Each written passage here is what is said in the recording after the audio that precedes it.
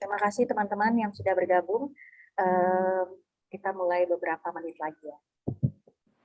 Mbak Minda, mohon bisa disampaikan komandonya kalau udah ready ya di YouTube. Terima kasih Mbak Minda. Oke Mbak, silakan. Baik. Kita mulai ya kawan-kawan.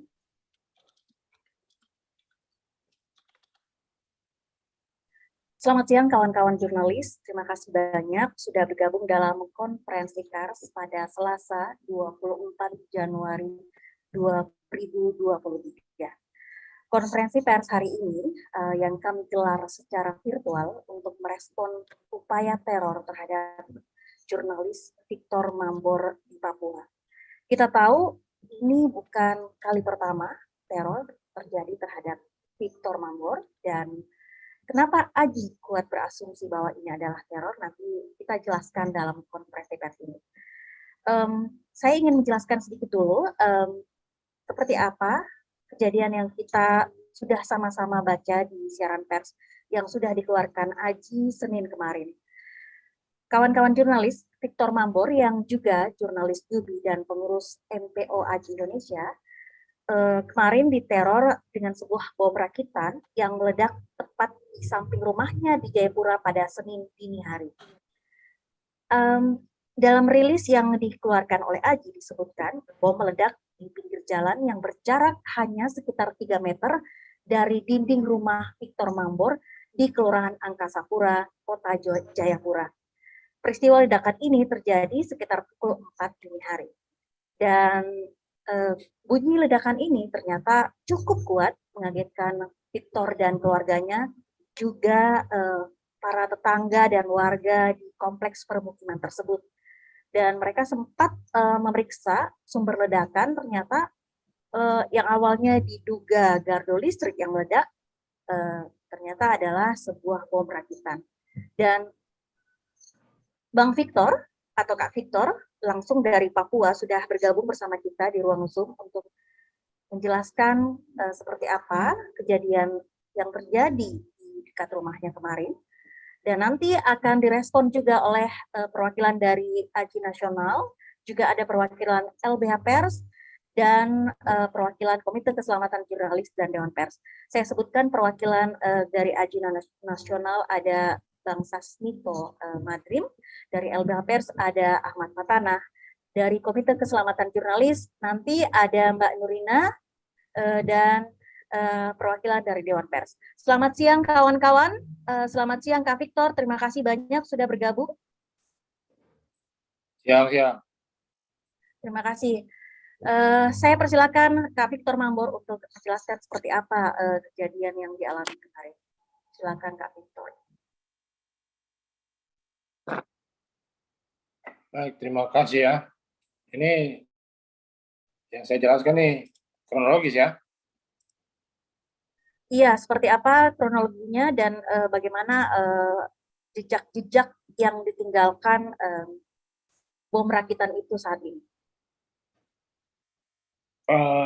Jadi kemarin tanggal berapa ya? 22 ya? 23 ya? 23. Ya, saya terbangun itu sekitar jam 2 pagi. Tanggal 23, jam 2 pagi tanggal 23. Itu kemudian saya coba buka komputer, mengerjakan sesuatu ya, mengerjakan pekerjaan. Sekitar 2 jam mungkin saya, setelah di komputer itu saya masuk ke dalam rumah, karena ruang kerja saya di luar, saya tidak boleh merokok di dalam rumah, jadi saya ada teras ya, tempat saya kerja. Jadi saya masuk ke dalam rumah, saya nonton TV. Itu sekitar jam-jam 4. Di dalam saya nonton TV, saya dengar bunyi motor. Kendaraan itu motor ya. Dari arah bawah, rumah saya naik ke atas. Terus bunyinya hilang.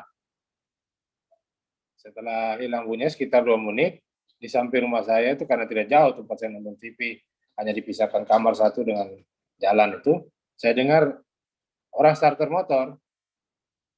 Motornya itu starter tangan ya, motor matic itu. Starter, terus jalan motornya. Langsung jalan gitu guys. Kalau motor matic kan starter langsung jalan ya. Nah, tidak sampai 1 menit dari dia jalan itu langsung meledak, bunyi ledakan itu. Nah, bunyinya tuh besar sekali. Saya juga kaget ya, karena tidak seperti biasanya. Saya biasa main petasan atau dengan bunyi tembakan, tapi itu tidak seperti itu. Ini besar sekali bunyinya. Sampai orang satu kompleks itu, sampai yang jauh-jauh juga pagi-paginya mereka datang tanya kan, yang meledak apa. Hampir semua tetangga dan saya sendiri awalnya menyangka itu gardu listrik yang meledak, karena sudah berapa kali ya. Tapi saya lihat loh, ini tidak ada api. Saya belum langsung keluar rumah ya. Saya masih lihat dari dalam rumah. Karena anginnya bertiup ke arah yang berlawanan dari jendela saya itu, jadi asapnya semua ke sebelah berlawanan. Jadi saya tidak lihat ini ada asap ya. Nah, cuma setelah saya tutup jendela, saya mau nonton lagi, kayak saya sebenarnya tidak terlalu peduli ya. Tapi saya dengar orang ramai di luar. Ada tangga-tangga itu, akhirnya saya keluar. Kalau saya keluar itu saya cium bau belerang, itu pekat sekali baunya. Dan asap masih kelihatan banyak. Asap itu banyak sekali. Nah, di situ baru saya lihat, karena tangga-tangga itu sudah lihat ke tempat itu, kejadian itu, lokasi bom itu. Dan mereka bilang masih ada asap. Asap pertama sama menyala bara, bukan api ya, seperti bara-bara. Jadi kalau belerang bakar itu kan kelihatan seperti menyala begitu ya. Jadi nah, di situ baru saya sadar, kemudian jadi saya sadar bahwa ini bukan petasan, bukannya sesuatu yang tidak direncanakan. Ini sengaja. Jadi saya kemudian baru lihat, ambil senter, saya lihat itu kan. Nah, di situ kelihatan jalan itu lubang, dalamnya hampir 2 cm ya. Padahal itu aspal saya tahu betul kerasnya, karena proses pembuatannya saya tahu kan. Pengaspalan jalan itu. Anda sampai rumah saya, jadi saya tahu. Terus saya lihat sudah ada banyak seperti serat-serat apa, ternyata itu sumbu ya. Jadi pakai sumbu kompor itu. Sumbu hoax gitu ya, sumbu kompor 2 cm itu. Itu kelihatan ada satu yang masih cukup panjang, yang lainnya sudah serat-seratnya yang bertebaran ya. Sama ada plastik terbakar. Nah, dari situ ya saya yakin bahwa itu bukan mungkin orang bilang, pertama kan kalau orang bilang itu petasan, ini sudah tanggal berapa main petasan, dan bunyinya juga bukan bunyi petasan atau meriam. Apain juga meriam mungkin bunyinya besar juga, tapi kalau main meriam kita tahu lah meriamnya, atau kedengaran suara orang-orang meriam. Tapi ini memang bukan, ini direncanakan, dan hampir sama dengan waktu kejadian mobil saya dirusak. Modusnya sama, jalan ke atas, matikan motor, meluncur, merusak, jalan lagi. Jadi kira-kira begitu. Jadi saya ketemukan, ya saya itu masih cukup gelap ya. Ada plastik yang terbakar, ada sumbu kompor, ada sisa-sisa seperti serat-serat asbes. Nah, jadi karena Kapolres di Jayapura ini, Kapolres Jayapura ini kan ya adik-adik saya dulu ya. Jadi saya kasih tahu dia, adik-adik kompleks lah, saya kasih tahu dia. Dia bilang, ya sudah kalau gitu kita kirimin ya, saya kirim anggota karena ini serius ini. Sudah dia kirim anggota, diperiksa lah, mereka dapat banyak karena sudah agak terang ya. Mereka bawa residu dan segala macam itu, katanya ke Polda untuk diperiksa. Kira-kira begitulah kejadiannya. Baik Kak Victor, berarti jejaknya ada plastik terbakar, sumbu kompor, dan ledakannya meninggalkan kedalaman yang cukup besar di jalan ya, jalan aspal di dekat rumah Kak Victor. Nah, saya ingin perjelas lagi, benarkah kejadian pukul 4 dini hari seperti yang disebutkan? Ya, 4. Kalau ledakannya Oke. 4.20 ya, habis azan subuh. Saya ingat betul itu Oh, azan. oke. 4.20 waktu Jayapura. Kalau Ya, jarak dari rumah Kak Victor sendiri tepatnya berapa meter itu sumber kalau ledakan? pasnya antara 3 sampai 4 meter lah. 4 meter Antara lah. 3 sampai 4 meter, berarti cukup dekat ya, Kak Ya, Victor? dekat itu kalau mereka taruh di taluk rumah saya atau ke bawah sedikit itu rubuh rumah saya. Karena goyang ya, bergetar kayak kan sekarang sedang gempa-gempa terus di Jayapura nih. Ya goyangnya sama dengan gempa itu waktu meledak. Bolehkah diperjelas apakah ini di luar pagar rumah Kak Victor Di luar atau pagar. persis di luar pagar rumah Kak Nah, Victor? pagar saya berbatasan langsung dengan jalan. Oke, berarti Jadi memang menyasar persis di rumah pagar. Kak Victor ya? Nah, kalau mereka taruh di dalam pagar itu pasti rubuh rumah saya. Oke, Kak Victor sedikit lagi. Ledakannya diduga gardu listrik ya kemarin. Berarti Ya, ledakannya ini amat sangat besar ya? Maksudnya cukup membuat dinding rumah bergetar. Itu berarti ledakannya sangat besar ya? Bukan bom ya besar. rakitan yang dengan ledakan skala kecil ini ya?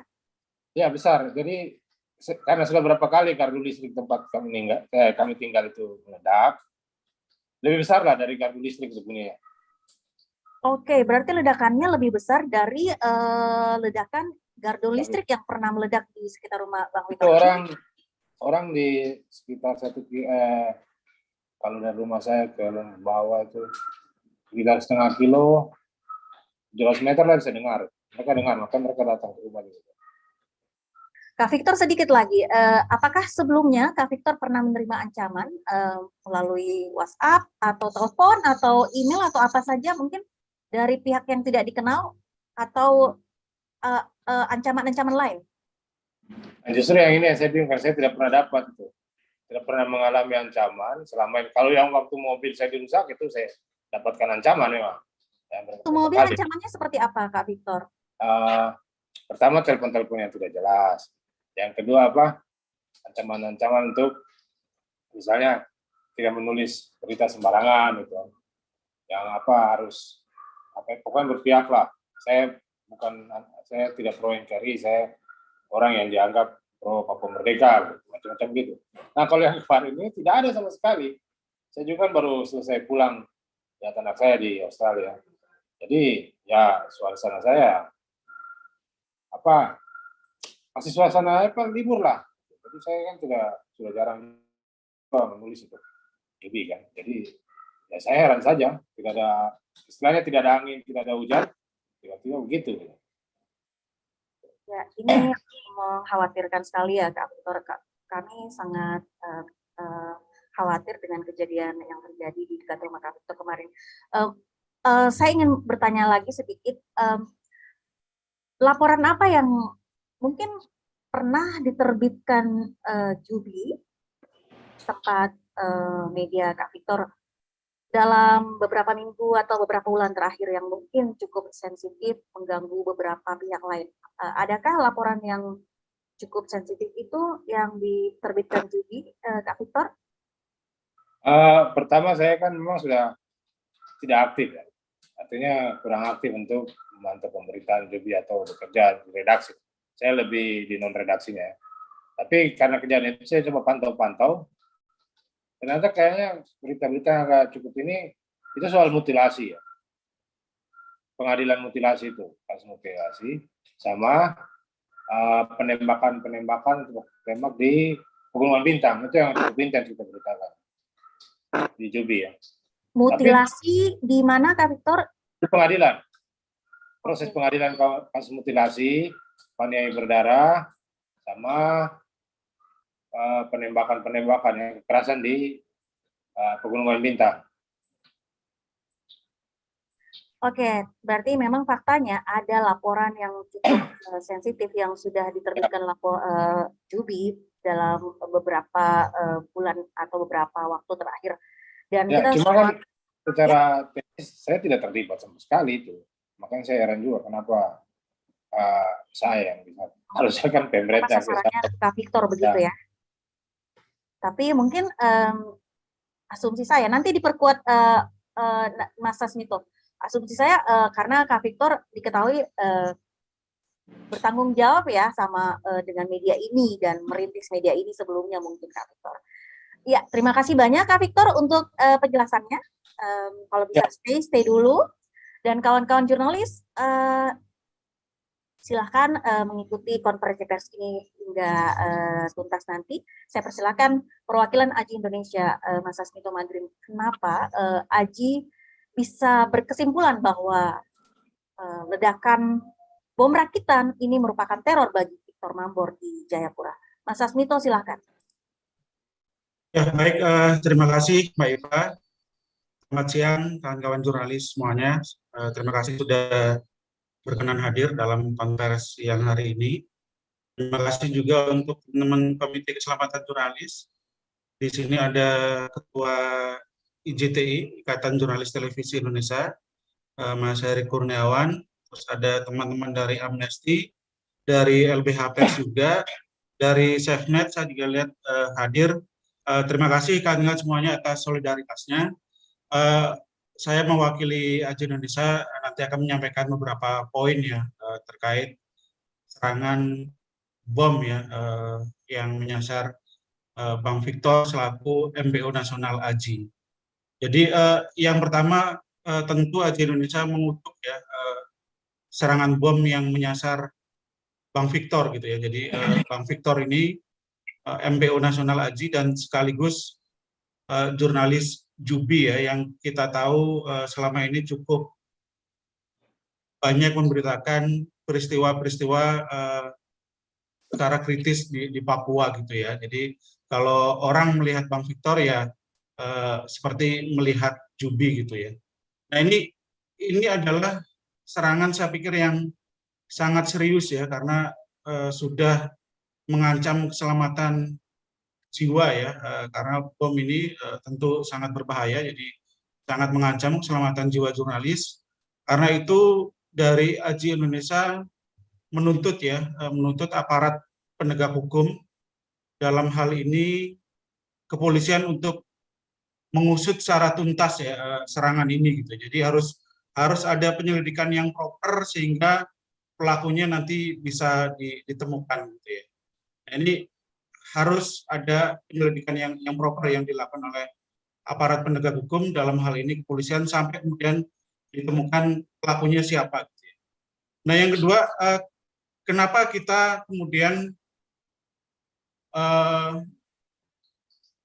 hasil kesimpulan sementara ya hasil penilaian kita sementara ini adalah serangan ke Bang Victor gitu ya karena kalau kita lihat polanya gitu ya dalam beberapa tahun terakhir ini Bang Victor kerap menjadi korban serangan dari orang-orang yang tidak kenal di Papua gitu ya.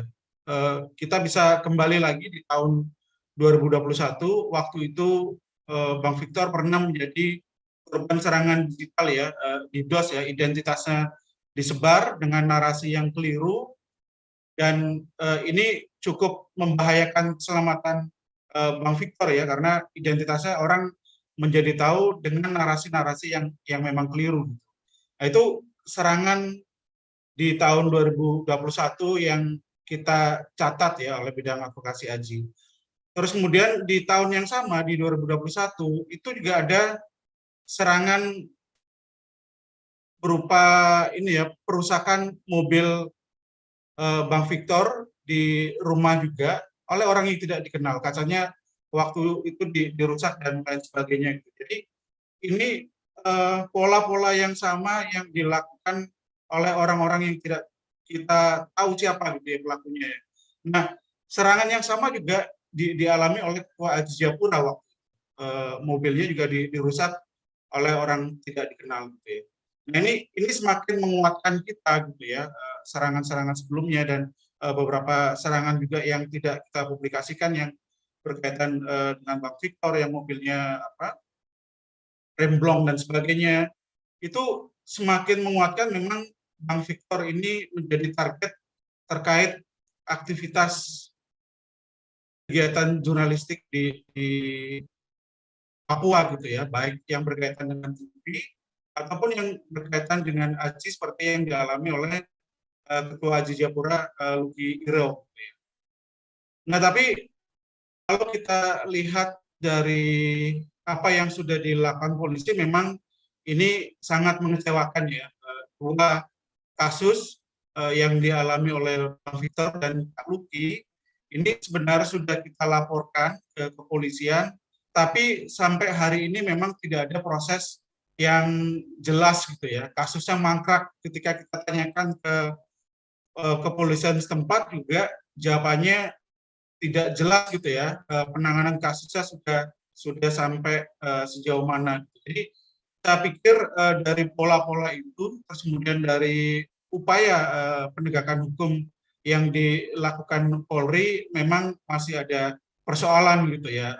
Kita melihat ada pembiaran yang dilakukan oleh kepolisian Papua kaitannya dengan kasus-kasus serangan terhadap jurnalis dan aktivis pers di Papua. Nah ini tentu akan semakin memperburuk ya teman-teman iklim kemerdekaan pers di Papua gitu ya, karena kita tahu selama ini dalam beberapa tahun terakhir indeks kemerdekaan pers yang disusun oleh Dewan Pers gitu ya, termasuk juga indeks yang disusun oleh RSM gitu ya, itu cukup banyak sekali catatan terkait kemerdekaan pers di Papua gitu. Jadi ini tentu akan semakin memperburuk ya iklim kemerdekaan pers di Papua. Kalau misalkan kasus-kasus ini semakin dibiarkan oleh kepolisian. Nah, siapa yang akan dirugikan ketika iklim kemerdekaan pers ini di Papua semakin buruk? Tentu tidak hanya komunitas pers gitu ya, karena kerja-kerjanya menjadi terhambat, jurnalis dalam ancaman gitu ya, bahkan keselamatan jiwanya juga dipertaruhkan, itu tentu akan mempengaruhi kerja-kerja teman-teman jurnalis. Tapi yang lainnya juga ya, yang menjadi korban dari buruknya kemerdekaan pers di Papua, publik ya dalam hal ini, karena publik nantinya tidak akan mendapatkan informasi yang valid ya, karena teman-teman jurnalis, perusahaan medianya diganggu, kerjanya mereka menjadi terhambat. Nah, publik tentu akhirnya tidak bisa mendapatkan informasi yang valid seputar Papua gitu. Nah, ini akan semakin menyulitkan bagaimana publik mengambil keputusan yang tepat, karena informasi yang dihasilkan teman-teman jurnalis di Papua ini menjadi terhambat dan mungkin bisa tidak tepat karena gangguan-gangguan tadi gitu ya. Nah, yang berikutnya tentu pemerintah gitu ya. Pemerintah tentu tidak bisa mengambil kebijakan yang tepat ya kalau misalkan informasi yang valid itu tidak bisa dihasilkan oleh teman-teman jurnalis. Jadi dalam hal ini sebenarnya serangan-serangan terhadap jurnalis Papua itu tidak hanya merugikan komunitas pers tapi juga publik dan pemerintah tidak bisa mengambil kebijakan yang tepat gitu ya. Nah, itu kenapa Aji kita mendesak ya untuk kasus ini menjadi kasus yang terakhir gitu ya, supaya ditindaklanjuti, diusut secara tuntas oleh kepolisian, jaksa, dan nanti bisa dibawa ke pengadilan gitu ya. Nah, berikutnya tentu kita berharap ya ke Dewan Pers bisa membuat Satgas anti kekerasan jurnalis terkait kasus ini gitu ya, terkait kasus yang dialami oleh Bang Victor, karena ini skalanya sudah cukup masif dan membahayakan keselamatan jiwa gitu. Jadi saya pikir Satgas ini perlu dibentuk ya secara khusus untuk menangani kasus ini, dan Dewan Pers perlu turun ke lapangan gitu ya. Bagaimana nanti tim dari Dewan Pers ini menggali informasi sebanyak mungkin dan kemudian berkoordinasi dengan aparat penegak hukum di Papua, termasuk nanti di level nasional gitu ya. Jadi jangan sampai dua laporan yang kita laporkan pada tahun lalu ini kemudian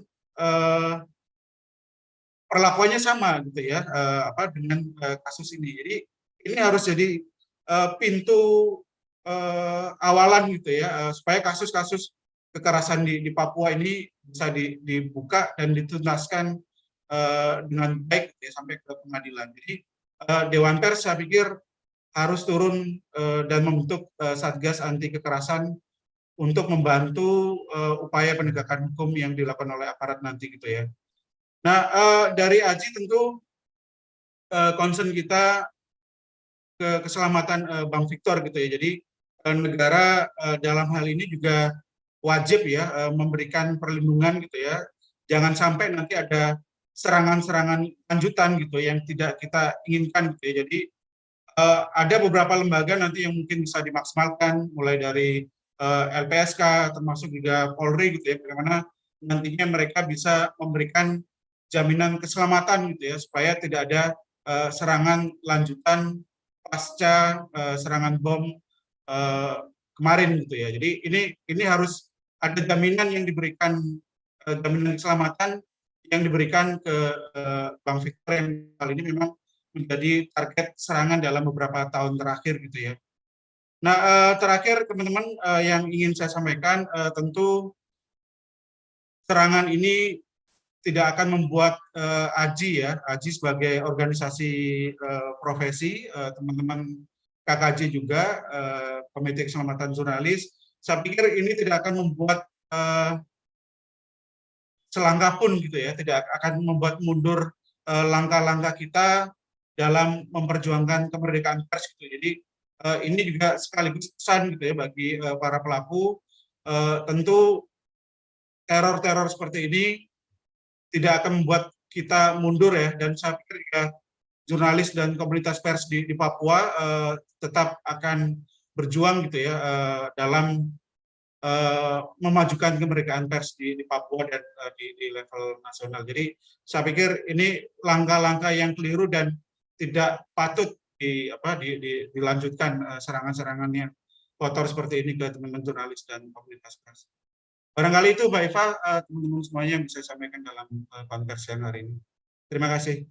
Baik, terima kasih banyak Mas Sasmito, mewakili AJI Nasional merespon serangan teror ke Bang Victor, karena ini bukan serangan teror pertama ke Bang Victor, dan sudah banyak serangan-serangan lain yang mengarah ke Bang Victor sebelum ini.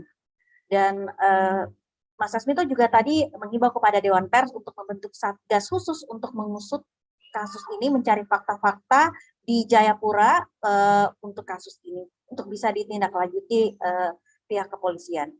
Baik, terima kasih banyak Mas Sasmito untuk tanggapannya.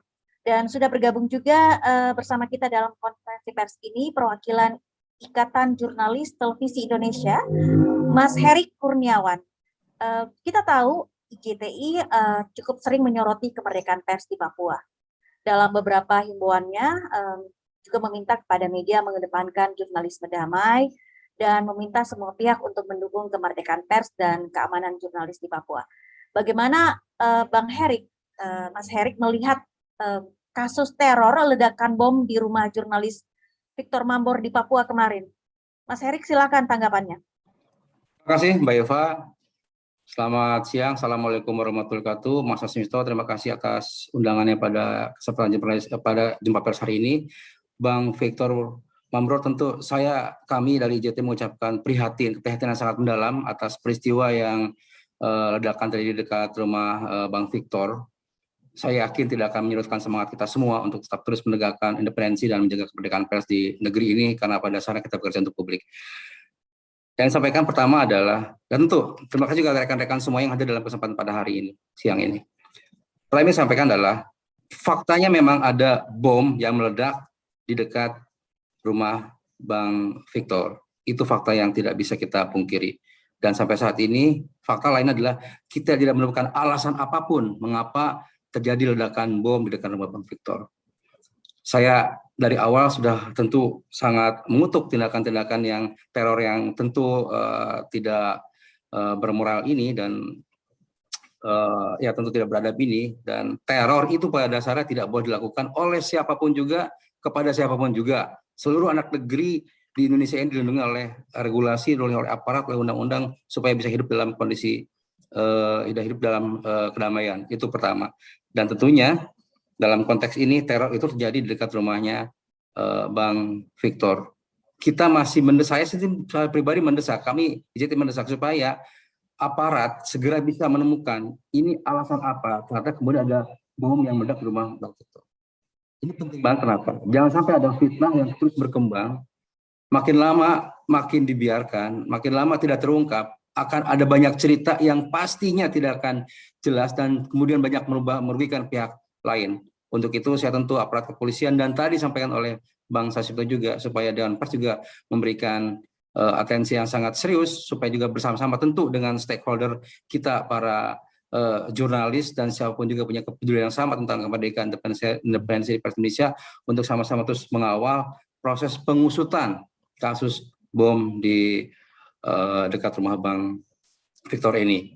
Saya yakin itu ada alasan pasti dan itu harus ditemukan. Dan saya yakin aparat juga sudah cukup cerdas dan memiliki kapasitas yang luar biasa supaya bisa mengungkap apa alasan dibalik bom yang meledak di dekat rumah Bang Victor. Dan saya sampaikan yang saya dengar dari Bang Victor tadi juga lumayan, bukan lumayan, besar lah ya, besar dan mungkin kalau lihat dari akibat yang ditimbulkannya juga alhamdulillah untungnya memang ada di tidak mengenai makhluk hidup dan itu pun juga benda mati pun saya pikir juga dampaknya sangat luar biasa.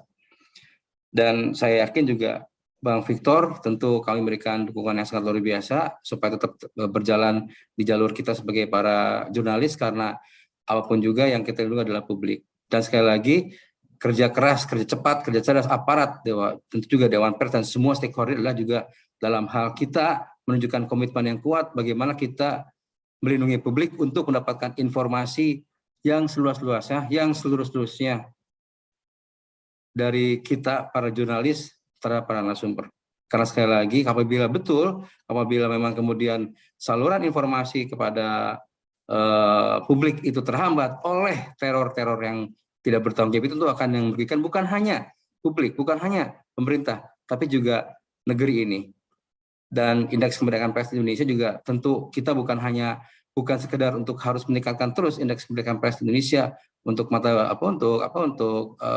baik Indonesia di luar negeri, bukan. Tapi pada saat adalah indikator harus diperbaiki karena buat saya itu berarti adalah bagaimana kemudian semakin baik juga publik bisa menerima informasi dari manapun juga lewat kita para jurnalis. Dan saya sih berharap ini adalah momentum yang baik, momentum yang bagus dan harus kita manfaatkan momentum ini untuk supaya kita bisa setidaknya ada pola baru lah bagaimana menangani teror-teror yang saya dengar tadi dari Bang Sasito juga ini berupa kasus yang dialami oleh Bang Victor ini juga belum terungkap. Saya pikir juga semoga saja sekarang makin canggihnya teknologi penyidikan dan sebagainya juga bisa segera untuk bisa mengatasi kasus, mengungkap kasus yang menimpa Bang Victor karena apapun juga kemudian itu sudah kita tidak menuduh kepada siapa, tapi faktanya adalah itu terjadi di rumah Bang Victor yang selama tracknya juga sudah banyak terkena teror. Semoga momentum ini juga bisa kita manfaatkan dan sekali lagi seluruh pihak yang memiliki kepentingan untuk bisa bahu-membahu mengatasi, mengungkap kasus ini juga saya pikir juga pada koridornya masing-masing mari kita bergenggam tangan saling berkaitan supaya apa yang terjadi ini adalah yang terakhir tidak lagi terjadi karena sekali lagi publiklah yang akan kemudian dirugikan. Terima kasih dari saya sedikit saja sebagai pemicu diskusi. Terima kasih. Wassalamualaikum warahmatullahi wabarakatuh. Waalaikumsalam warahmatullahi wabarakatuh. Terima kasih Mas Erik sudah menyampaikan tanggapannya. Kita dengarkan sama-sama tadi kawan-kawan jurnalis bahwa teror tidak bisa dilakukan terhadap jurnalis atau kepada siapapun. Dan IJTI tadi menegaskan supaya kasus ini harus segera diusut oleh aparat penegak hukum supaya tidak berkembang atau tidak menimbulkan teror-teror lain ya terhadap jurnalis. Terima kasih banyak Mas Erik. Dan setelah Mas Erik, saya persilakan perwakilan Lembaga Bantuan Hukum Pers, Mas Ahmad Fatana yang sudah bergabung bersama kita. Kita tahu juga bahwa LBH Pers sangat aktif untuk melakukan advokasi terhadap kasus-kasus kekerasan terhadap jurnalis. Tentu saja kondisi ini juga membutuhkan perhatian serius dari aparat penegak hukum ya, seperti disampaikan Mas Sasmito tadi, juga Mas Herik dari IJTI bahwa pelaku kekerasan harus segera ditemukan dan diusut dihukum sesuai dengan perbuatannya, dan tentu saja kita ingin menjamin keamanan jurnalis di Papua. Silahkan LBH Pers tanggapannya. Ya, terima kasih Mbak Iva dan selamat pagi menjelang siang teman-teman semua yang hadir di ruang Zoom. Ya, saya mungkin tidak terlalu banyak karena tadi sudah banyak teman-teman juga yang mengulas ya.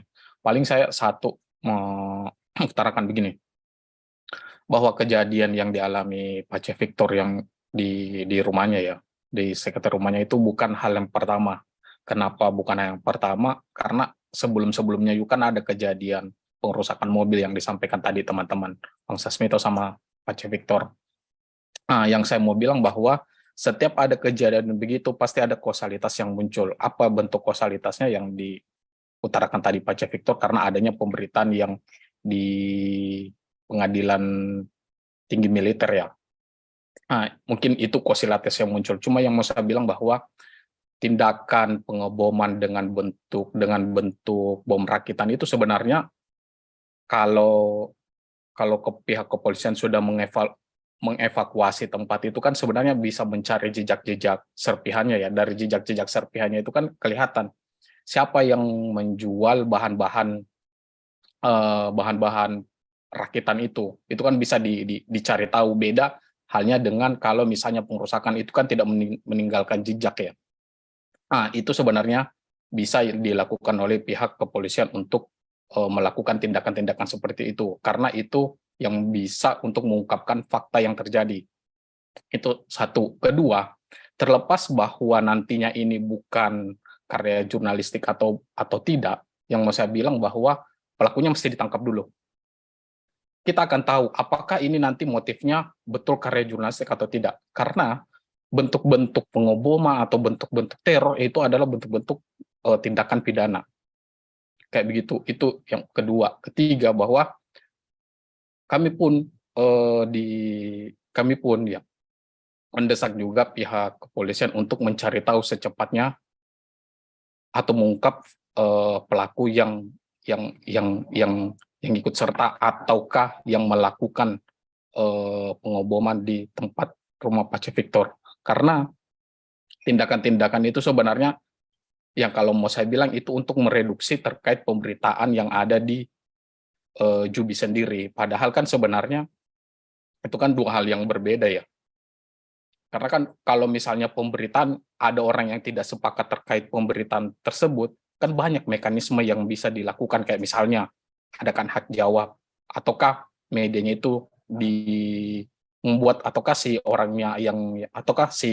yang merasa keberatan dapat mengadukan di Dewan Pers. Itu kan kelihatan, oh ini yang salah dari pemberitanya, ini yang kurang tepat dari pemberitaan. Itu kan lebih elegan untuk melakukan bentuk hal-hal yang tidak sesuai dengan fakta, tapi bukan dengan cara melakukan teror, bukan melakukan bom atau melakukan pengerusakan. Nah, ini yang sangat disayangkan terkait tindakan-tindakan seperti itu. Karena kalau mau dilihat bahwa kejadian hari ini ketika tidak diselesaikan, maka kemungkinan besar akan terjadi lagi dan akan mengulang lagi. Karena apa? Karena pelakunya belum ditangkap. Seperti itu, Mbak Iva dan teman-teman yang lain. Mungkin kalau dari saya seperti itu, Mbak Iva. Karena kalau melihat dari segi konstruksi atau kronologinya, memang ini semuanya ada di tangan pihak kepolisian untuk mengungkap fakta, untuk mengungkap siapa pelaku yang ada di pengeboman di rumah Pace Victor. Itu dari saya, Mbak Iva. Baik, Fatana, terima kasih banyak. Jadi dari LBH Pers yang diwakili Mas Ahmad Fatana, ini menegaskan bahwa teror yang terjadi di Jayapura di dekat rumah Kak Victor kemarin adalah tindakan pidana. Sehingga semua pihak, khususnya aparat penegak hukum, harus menemukan pelaku pengeboman tersebut. Dan pihak-pihak yang tidak suka dengan pemberitaan itu, kalau keberatan dengan pemberitaan Jubi misalnya, atau pemberitaan di media-media lain, itu harus menggunakan mekanisme yang sesuai yang diatur di Dewan Pers. Bisa melalui hak jawab, hak koreksi, atau mediasi ya. Terima kasih banyak Ahmad Fatana untuk tanggapannya hari ini. Dan sudah bergabung juga bersama kita perwakilan Komite Keselamatan Jurnalis, Mbak Nurina Safitri. Mbak Nurina, selamat siang. Selamat siang, Mbak Iva, rekan-rekan, salam sehat semuanya. Salam sehat, terima kasih banyak Mbak Nurina. Sebagai perwakilan komite, seperti apa respon atau pengamatan atau analisa yang bisa dilihat dari teror yang terjadi di rumah dekat rumah Kak Victor kemarin ini? Kak Nurina, silahkan. Ya, yang pertama atas nama Komite Keselamatan Jurnalis, kami sangat bersimpati dengan apa yang dialami Pak Victor Mambor. Ini kejadian yang sangat disesalkan dan kami sangat mengecam keras kejadian Pak Victor Mambor. Yang kedua, ini adalah bukti bahwa negara telah melakukan pembiaran terhadap kekerasan yang dialami oleh jurnalis. Tadi teman-teman juga sudah sampaikan bahwa bukan kejadian pertama yang dialami oleh Victor Mambor, ini kejadian kedua, dan selang waktu itu belum ada upaya yang dilakukan untuk menemukan siapa pelakunya. Lalu kemudian ini sudah ada kejadian lagi, kan berarti artinya belum ada tindakan apapun yang dilakukan sehingga kemudian pelaku, kalau ini pelakunya sama ya, tapi garis besarnya adalah bahwa tidak ada tindakan atau hukuman yang ditimpakan kepada pelaku sehingga siapapun yang merasa ingin mengintimidasi kerja jurnalis, mereka bisa melakukannya lagi. Dan ini sudah terbukti hari ini kita saksikan bersama-sama kawan-kawan. Ini kemudian membuat kita menarik kesimpulan bahwa sebenarnya kerja-kerja jurnalis, kerja-kerja pembela HAM dalam konteks luas ini terancam gitu, karena kalau kita melihat konteks hukumnya, misalkan Indonesia itu mempunyai kewajiban gitu ya, kalau kita melihat dalam konteks misalkan deklarasi pembela HAM yang ada di UN gitu, negara punya tanggung jawab nih untuk menciptakan atau untuk menjamin kondisi sosial ekonomi politik untuk menciptakan kemajuan. Nah, kejadian yang dialami Victor Mambor tentu saja bertentangan dengan amanat yang ada di dalam konteks hukum internasional ini. Jadi itu saja kita sudah bisa melihat betapa negara sudah gagal melindungi jurnalis pembela HAM untuk melakukan tugas-tugasnya. Dan ini saya rasa yang pertama polisi harus segera mengusut siapa sebenarnya pelaku dari kejahatan ini, gitu ya, tidak main-main. Kemudian catatan berikutnya adalah kalau kita melihat ya dari kejadian pertama, kejadian kedua itu ada eskalasi. Yang pertama mobil Pak Victor dirusak gitu ya. Kemudian yang sekarang mendapatkan aksi teror. Ini kan berarti ada eskalasi. Eskalasi ini biasanya digunakan oleh pihak-pihak yang ingin menyampaikan pesan gitu, pesan bahwa hey, jangan terus kritis, jangan terus mengkritik kebijakan atau jangan terus menyampaikan sesuatu kebenaran yang merusak kepentingan saya. Jadi di sini ada pola gitu yang bisa kita lihat. Jadi ini harus diungkap, diusut secara tuntas siapakah pelakunya. Karena kerja-kerja jurnalis dilindungi oleh undang-undang pers gitu. Jadi tidak boleh setiap orang yang keberatan misalkan kerja jurnalis kemudian dengan seenak hati mengintimidasi atau kekerasan terhadap jurnalis ini. Karena dalam catatan Amnesty misalnya ya, atau dalam catatan AJI juga serangan terhadap jurnalis ini jumlahnya tidak sedikit gitu, banyak gitu. Dari tahun 99 sampai tahun 2022, misalkan Amnesty itu mencatat ada 193 serangan fisik terhadap jurnalis, serangan digital ada 22. Saya yakin AJI juga punya data ini, saya juga punya karena kita bertiga ini adalah bagian dari Komite Keselamatan Jurnalis. Saya rasa ini bukan mengenai jumlahnya, tapi bagaimana peristiwa kekerasan terhadap jurnalis, intimidasi, itu terus berlangsung dan dibiarkan gitu ya oleh negara. Dan ini memang presiden yang buruk dan harusnya ke depan tidak bisa jadi lagi, tapi sayangnya ini terus terjadi. Jadi saya mendesak atas nama Komite Keselamatan Jurnalis, saya mendesak negara melalui Kepolisian Republik Indonesia untuk mengusut tuntas siapa pelaku dari kekerasan terhadap Victor Mambor. Saya rasa sekian Mbak Iva mewakili KKJ, kembali ke Mbak Iva. Terima kasih banyak Mbak Nurina untuk tanggapannya. Sama seperti yang disuarakan oleh kawan-kawan yang sudah memberikan respon tadi, bahwa pihak kepolisian harus mengusut siapa pelaku teror terhadap Victor Mambor di Jayapura ini. Karena tidak ada tindakan apapun yang membenarkan pelaku teror terhadap jurnalis. Baik, terima kasih banyak Mbak Nurina untuk tanggapannya. Mas Sasmito, saya ingin bertanya sedikit. Kita tahu tadi Mas Sasmito menyampaikan bahwa keselamatan Victor Mambor adalah yang utama saat ini ya.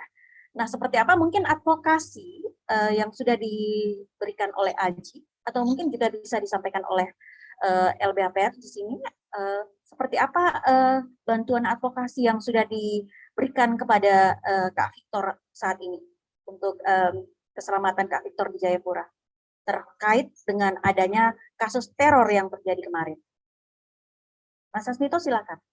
Ya, tentu yang pertama yang ingin kita sampaikan, tanggung jawab keselamatan warga negara ya, terutama jurnalis yang dia juga sebagai pejuang HAM ya, itu ada di negara gitu ya. Negara harus menjamin keselamatan setiap warga negara. Nah, ini dalam hal ini kita sedang berkoordinasi ya dengan sejumlah lembaga supaya memberikan jaminan keamanan ke Bang Victor ya.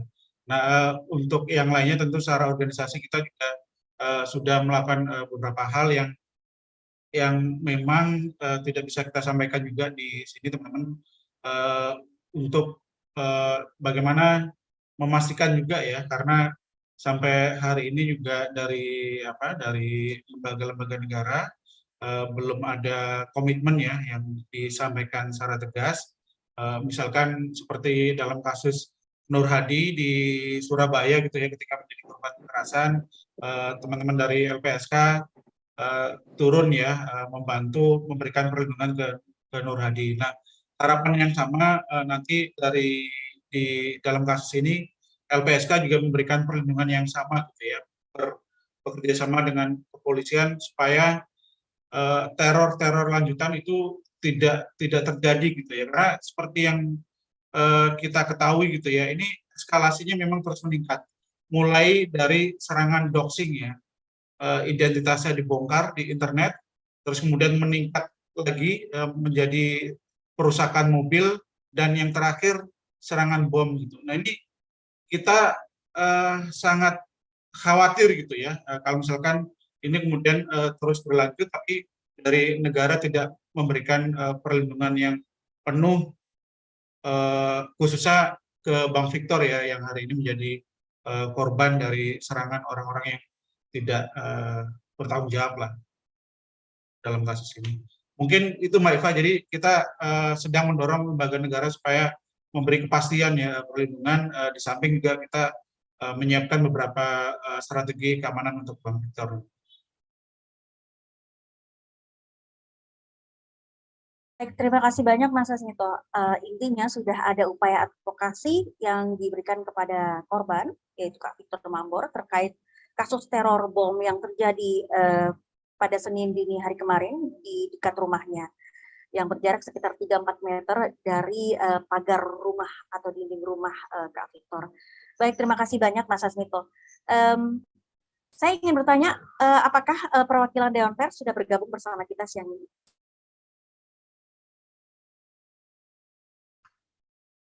Belum ya?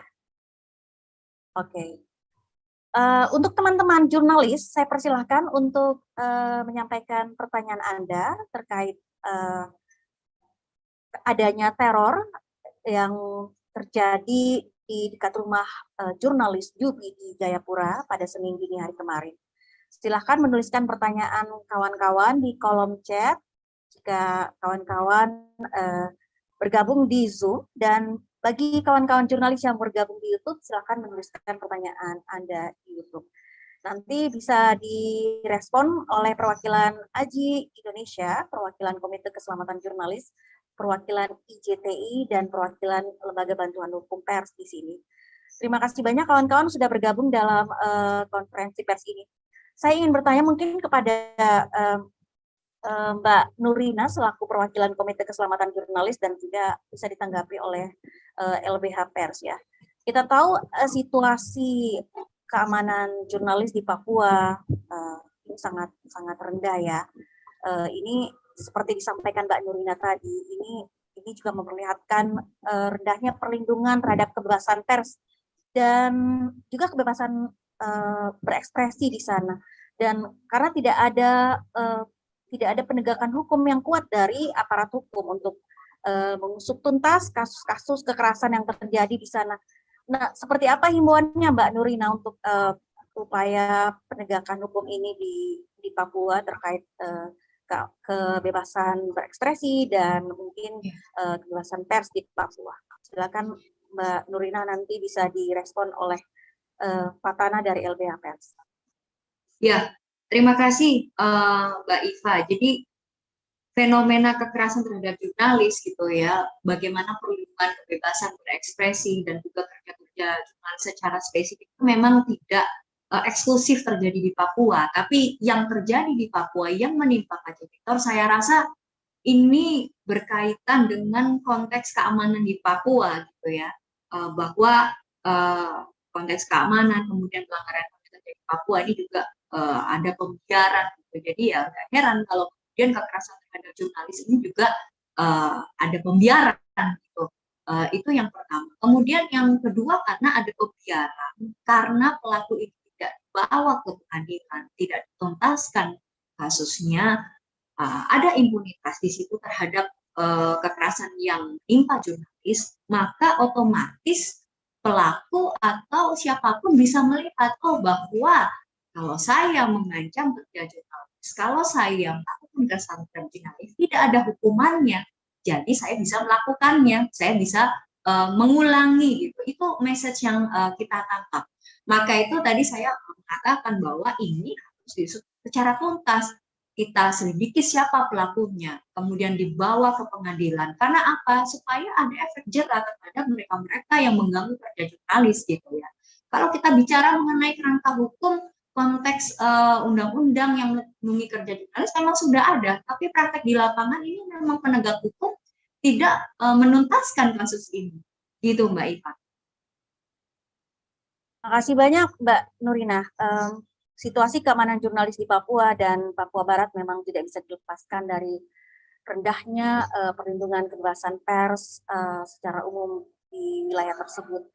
Perlu ada efek jera bagi pelaku kekerasan supaya kejadian kekerasan tersebut tidak terulang terjadi seperti yang disampaikan Mbak Nurina barusan. Mas Ahmad Fatanah, mungkin ada respon atau tanggapan terkait situasi atau rendahnya perlindungan kebebasan pers di Papua. Kita tahu ada beberapa, ya silakan Mas Ahmad. Ya, terima kasih Mbak Iva. Yang saya mau bilang begini, pertama, konteks yang terjadi di teman-teman Papua itu kan bukan hanya sekedar kekerasan ya, ada kekerasan fisik, ada non fisik. Kayak misalnya kalau yang dialami Pak Victor kan, itu kan teror dan ancaman kira-kira begitu. Tapi di samping itu juga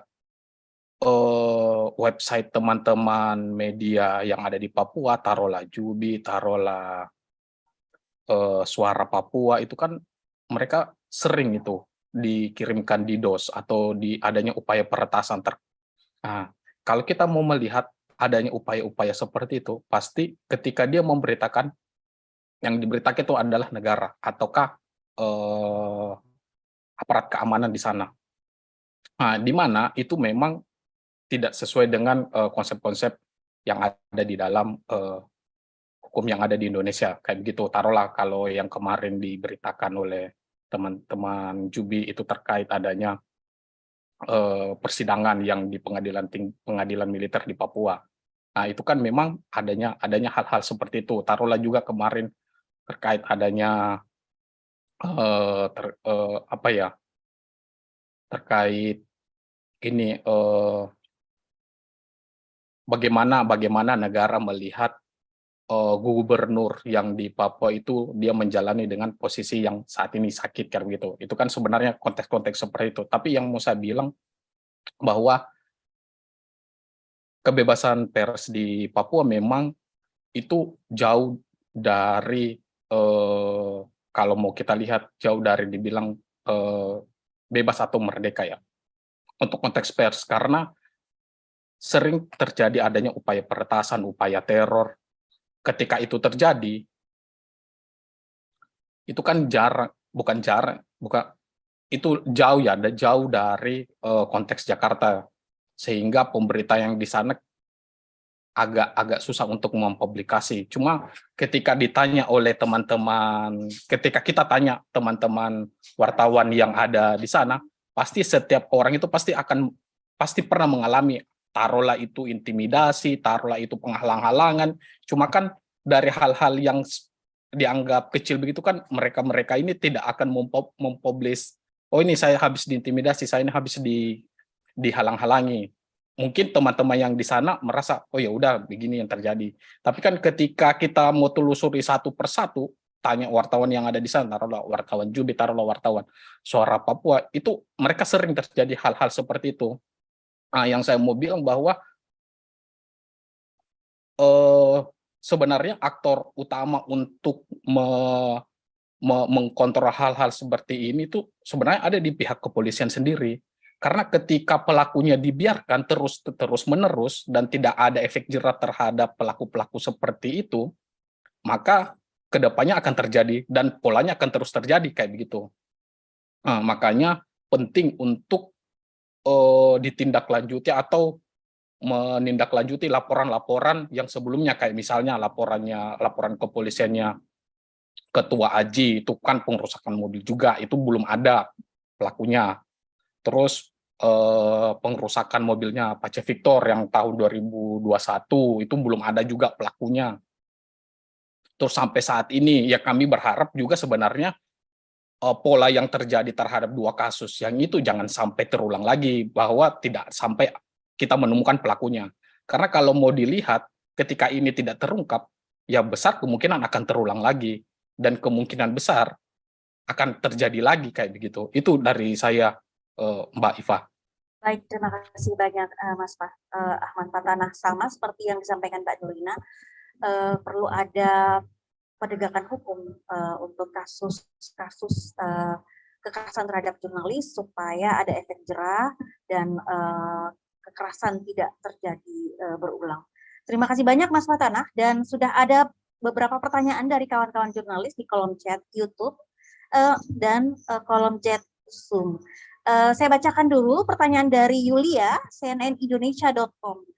Mbak Yulia ingin bertanya kepada Bang Victor, dan nanti mungkin bisa direspon atau ditambahkan oleh Mas Sas ya. Oke, pertanyaan dari Mbak Yulia. Saat ini belum ada perlindungan dari LPSK. Apakah dari pihak Bang Victor dan pendamping akan mengajukan perlindungan tersebut atau tetap menunggu sajakah? Mengingat teror ini bukan yang pertama. Dijawab dulu, silakan sebelum saya membacakan pertanyaan berikutnya dari Andi Adab. Kak Victor, silakan Kak Victor. Baik, terima kasih ya.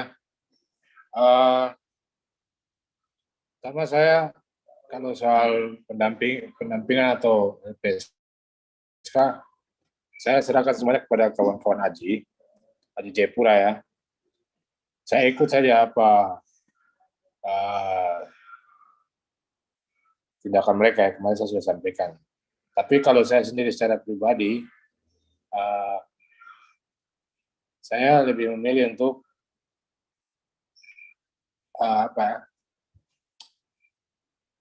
begini, buat saya teror ini itu sebenarnya untuk mengganggu fokus saya. Jadi bekerja di Papua, saya mungkin tidak diharapkan tidak fokus atau kemudian panik, takut, sehingga saya tidak bekerja seperti biasanya. Jadi saya memang sudah diminta untuk ke rumah aman, tapi saya lebih memilih untuk tetap tinggal di rumah saya, di tempat saya, dan bekerja seperti biasa.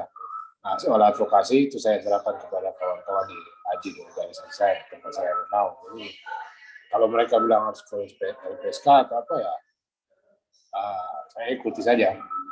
Cuma memang ini bukan teror yang pertama ya. Kalau saya sudah mengalami banyak teror sebenarnya saya jadi wartawan di Papua ini. Jadi bukan hanya begini, saya sudah pernah ditolong senjata hampir ditembak juga. Jadi ini memang benar bahwa ini bukan pertama, tapi kalau langsung ke rumah saya ini memang yang kedua. Ya. Dan ini hanya kalau saya ini membuat saya harus lebih waspada dan lebih hati-hati saja. Jadi saya sebenarnya tidak berharap saya harus melakukan tindakan yang luar biasa, karena bagaimanapun teror ini juga luar biasa, sikapnya luar biasa. Tapi saya lebih memilih untuk menjadi lebih waspada ya. Kalau sudah 2 kali begini memang saya harus lebih waspada. Mungkin itu saja. Terima kasih.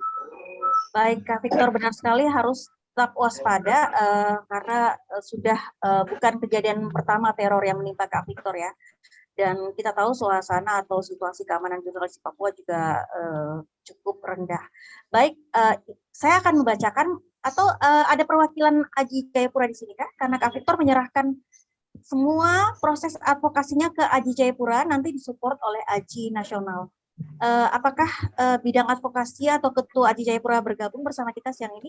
Kak Luki dan Kak Fabio, silahkan. Saya persilahkan untuk memberikan statement. Baik, saya Fabio, advokasi AJI Jayapura. Terkait untuk langkah selanjutnya, nanti kita akan koordinasi sama Mas Smito sebagai Ketua AJI Indo. Apakah langkah yang akan kita tawarkan, apakah akan digunakan cara safe house dulu untuk Kak Victor dan keluarganya, berhubung sekarang Kak Victor bersama istri dan salah satu anaknya di Jayapura. Kemudian kita akan meminta kepastian soal penyelidikan ini kepada Kapolresta, Kombes Victor Makbon. Prosedurnya seperti sudah sampai di mana, karena terjadi kasus yang sebelumnya terjadi penundaan yang sangat lama, belum bergerak sama sekali dari laporan awal di bulan April tahun 2021. Apakah ada perkembangannya, kita akan terus ini, dan nanti setelah diskusi dengan Mas Smito baru akan kita tawarkan ke Kak Victor upaya untuk menjamin keamanan Kak Victor dan keluarga. Seperti itu yang bisa disampaikan Mbak Iva. Terima kasih bidang advokasi AJI Jayapura. Menambahkan sedikit mungkin Mbak Iva. Silakan, Mas As.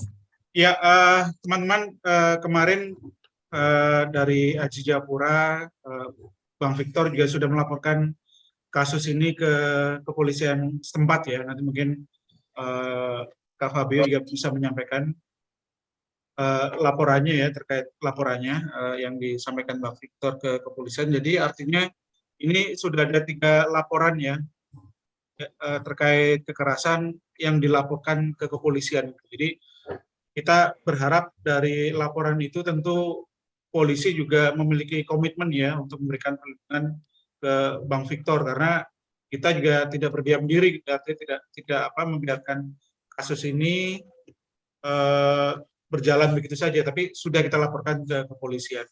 Nah, terkait dengan LPSK itu memang sedang kita pertimbangkan. Biasanya memang LPSK juga cukup aktif ya, menghubungi teman-teman di AJI, menawarkan bantuan perlindungan pada korban kekerasan. Nah, ini memang sejauh ini belum kita terima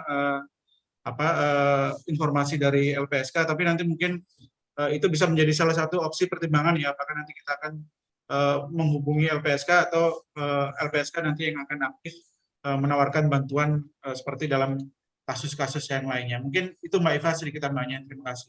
Baik, terima kasih banyak Mas As. Semoga sudah terjawab Mbak Yulia.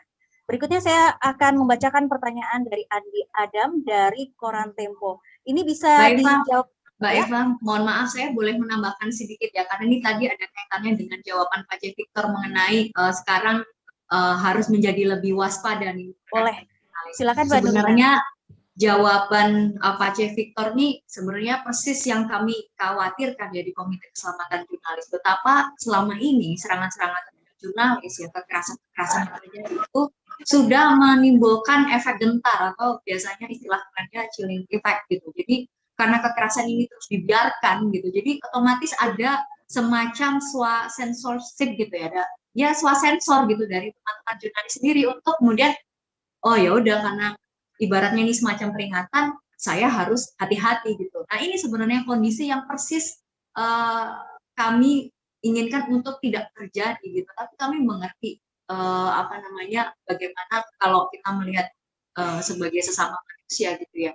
Makanya kami mendesak supaya gimana caranya negara melalui penegak hukum itu benar-benar mengungkap tuntas, karena sudah terbukti kejadian ini sudah menimbulkan efek gentar gitu. Sudah ada sensor-sensor mandiri yang dilakukan oleh jurnalis karena memang peristiwa ini sangat traumatis pastinya. Itu saja. Baik, setuju sekali Mbak Nurina, adanya rangkaian teror terhadap jurnalis ini tentu saja ikut membungkam sikap atau pernyataan atau berita-berita kritis dari media ya, dari jurnalis untuk menyoroti kasus-kasus yang menjadi masalah publik, misalnya kasus korupsi, mungkin juga illegal logging atau masalah-masalah krusial lainnya yang mungkin sangat merugikan bagi masyarakat. Terima kasih banyak Mbak Nurina tanggapan. Saya boleh nambah sedikit ya, respon. Oke, Kak Victor silakan Kak Victor. Ini teman-teman, Papua ini kan unik. Kita di Papua ini sebagai wartawan ini memang agak ya unik ya, sangat unik dan memang berbeda dengan kawan-kawan di daerah lain, terutama yang bukan wilayah konflik. Di sini apapun bisa sangat politis. Bahkan mungkin jarum jatuh di jalan pun itu bisa jadi politis. Bisa jadi politis, kemudian bisa jadi pelanggaran HAM dan segala macam. Nah, kenapa tadi saya bilang saya harus waspada? Karena situasinya seperti itu. Jadi kita tidak bisa melihat ini sebagai dalam kacamata dalam sudut pandang yang sempit. Ya. Ini harusnya kita melihatnya sebagai luas, sangat luas karena iklim pers juga di sini juga sangat tidak bagus, sangat tidak baik tidak seperti di tempat lain. Bagaimana informasi itu dikendalikan oleh sekelompok orang, sekelompok pihak-pihak tertentu, sekelompok institusi tertentu yang harus dilawan. Ketika kita melawan, kita dengan mudah distigma sebagai separatis. Itu yang terjadi pada tempat saya kerja. Itu yang terjadi pada saya. Ketika saya memberitakan, mendapatkan informasi yang berbeda dari media-media lain, ya, itu serangan ke kita itu sebagai pro kemerdekaan. Bukan melihatnya sebagai informasi yang harus berimbang. Nah, ini yang kemudian kita mendapatkan teror karena hal seperti begitu. Jadi kita tidak bisa melihat ini semata-mata persoalan di Papua semata-mata karena soal kebebasan pers atau apa, tapi ini berkaitan dengan hal yang tadi saya bilang. Karena Papua ini situasinya memang sangat unik. Jadi kita bicara soal konservasi, kita tulis soal konservasi, kita tulis soal apa, hutan, kita tulis soal kesenian, kebudayaan. Tetap nanti ujungnya kalau ada ini tidak bisa diterima oleh pihak-pihak yang selama ini mengontrol informasi, itu akan digiring ke sana. Kita akan mengalami hal yang sama. Jadi itu yang kenapa tadi saya bilang saya harus lebih waspada, karena situasi ini tidak bisa dilihat bahkan oleh kawan-kawan di luar Papua juga mungkin belum bisa melihat ini secara jernih ya. Jadi pada akhirnya kita memang harus lebih waspada saja karena kita belum mampu untuk melihat hal-hal seperti begini. Jadi kenapa saya mendapatkan teror yang pertama mobil saya dirusak? Karena kami memberitakan kejadian di Puncak yang kami dapat informasinya dari masyarakat itu bahwa seorang guru itu sebenarnya dia bukan cuma mengajar, dia membawa senjata, dia adalah mata-mata, dia adalah spy. Nah, ini berbeda dengan sebagian besar berita yang disiarkan oleh media-media pada umumnya. Jadi ini kemudian digunakan untuk mengkriminalisasi kami ya, terutama saya. Jadi saya kemudian dianggap sebagai orang yang pro Papua Merdeka. Padahal sebenarnya tujuan kami bukan itu. Tujuan kami adalah memberikan berita yang berimbang. Jangan mendapatkan berita dari aparat di sisi aparat keamanan saja. Kita harus menggali lebih jauh ke dalam. Nah, ketika kita gali lebih jauh kepada masyarakat, itu yang kita terima. Nah, perlakuan-perlakuan itu seperti itu yang kita terima. Jadi ini juga harus jadi pertimbangan kita. Makanya saya bilang saya tidak berharap banyak ya. Seperti kejadian mobil juga polisi akan menyelesaikan. Ini saya sebenarnya tidak berharap itu. Tapi saya berharap kita bisa melihat persoalan Papua ini secara jernih. Jadi jangan hanya bisa mendengar dari satu pihak saja, terutama pihak aparat keamanan. Terima kasih. Kak Victor, terima kasih banyak untuk penjelasannya. Memang ada persoalan politik dan persoalan-persoalan khas, tanda kutip khas yang terjadi di Papua ya, yang mempengaruhi kondisi keamanan jurnalis di Papua. Terima kasih banyak Kak Victor. Semoga sudah dipahami kawan-kawan jurnalis ya. Saya akan melanjutkan untuk membacakan pertanyaan dari Koran Tempo. Dari Andi. Saya ingin bertanya, selamat siang, bagaimana langkah atau upaya komprehensif yang dilakukan untuk meminta Dewan Pers membentuk satgas khusus untuk mengusut kasus ini? Dan apakah ada upaya lain yang akan dilakukan untuk memutus mata rantai kasus kekerasan terhadap jurnalis ini? Saya mempersilakan dulu Mas Herik Kurniawan, perwakilan IJTI sebagai konstituen Dewan Pers. Mungkin ada pandangan umum, Mas Herik, bagaimana IJTI melihat atau membayangkan upaya untuk memutus mata rantai kasus kekerasan terhadap jurnalis selain meminta secara tegas kepada aparat penegak hukum untuk menemukan pelaku kekerasannya. Mas Herik, apakah masih bergabung? Mas Herik, izin rapat tadi Mbak Iva. Oke. Kalau begitu silakan dijawab Mas Sas dan kawan-kawan lain yang ingin menanggapi silakan ya. Silakan Mas Sas. Ya, terima kasih Mbak Eva, teman-teman semuanya.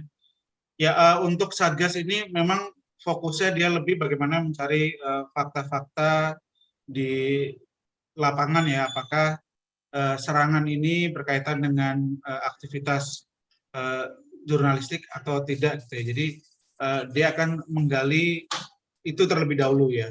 Terus kemudian ketika sudah ditemukan, Satgas ini nanti akan membantu mendorong ya, memastikan aparat penegak hukum memproses kasus ini sampai dengan tuntas atau sampai ke pengadilan. Jadi memang pembentukan Satgas biasanya hanya untuk satu kasus tertentu gitu ya. Nah tapi di luar itu teman-teman biasanya, bukan biasanya ya, kalau Aji ini kan biasanya ada beberapa cara yang kita lakukan ya untuk mendidik pemerintah ketika mereka melakukan tindakan-tindakan yang meruntuhkan kemerdekaan pers atau mengurangi semangat kemerdekaan pers gitu ya. Jadi salah satunya biasanya upaya litigasi gitu ya. Misalkan teman-teman mungkin masih ingat di tahun 2019 ya, ketika internet di Papua dipadamkan, Aji bersama komunitas pers waktu itu ada LBH Pers, ada SafeNet, ada YLBHI dan kawan gitu ya, ada Kontras. Nah ini ada Mas Rifanli Anandar juga nanti mungkin bisa menambahkan ya terkait kekerasan yang dialami oleh Bang Victor hari ini. Jadi salah satu upaya yang kita lakukan adalah mendidik pemerintah itu ya dengan menggugat tindakan yang dilakukan pemerintah yang bertentangan dengan kemerdekaan pers. Gitu ya. Jadi ada satu itu adalah upaya litigasi ya dengan menggugat tindakan yang dilakukan pemerintah. Nah yang kedua, upaya lain yang biasanya kita tempuh juga dengan jalur dialog gitu ya. Nah tahun lalu di tahun 2022 Aji dan Dewan Pers ya, Aji dan Dewan Pers kita mendorong kolaborasi multi pihak untuk merumuskan dan melakukan upaya-upaya bagaimana perbaikan kemerdekaan pers di Papua dan Papua Barat waktu itu. Jadi di bulan April kalau tidak salah, April 2022 yang lalu, kita berkumpul dengan semua komunitas pers di Papua dan Papua Barat, di Jayapura waktu itu, dan kemudian kita dorong kolaborasi yang multi pihak, baik dari TNI, Polri, lembaga-lembaga pemerintah di Papua, itu kita dorong ada kolaborasi bersama.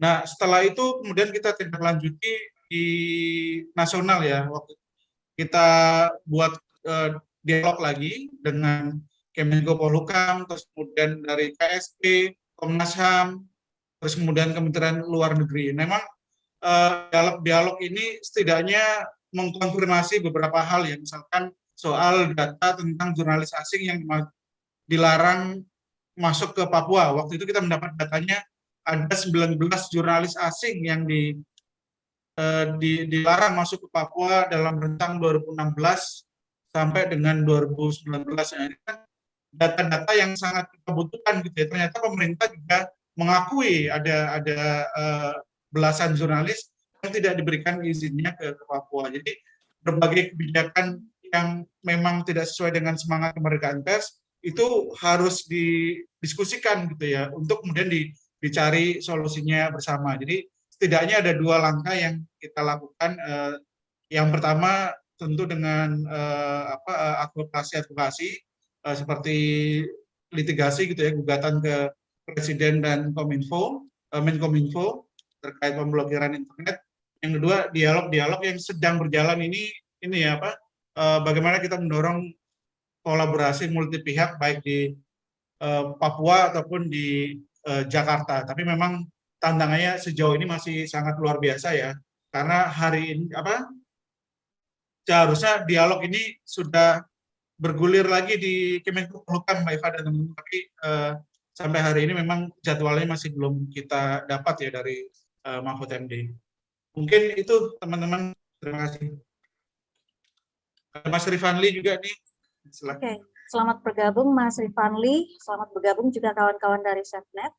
Saya persilakan kawan dari SafeNet dulu mungkin ya, setelah itu Mas Rifanli. Kawan dari SafeNet mungkin ingin memberikan respon terkait kasus teror yang menimpa jurnalis Jubi Victor Mambor di Papua kemarin. Silakan, kita tahu bahwa ada beberapa kasus yang menghambat kerja-kerja jurnalis di Papua, diantaranya juga banyak kasus serangan digital, salah satunya juga pernah dialami oleh Victor Mambor. Bagaimana SafeNet melihat persoalan-persoalan ini bisa menghambat kerja-kerja jurnalis di Papua, dan seperti apa upaya yang bisa dilakukan? Kak Imal mungkin dari SafeNet atau perwakilan SafeNet yang lain? Silakan Kak Imal.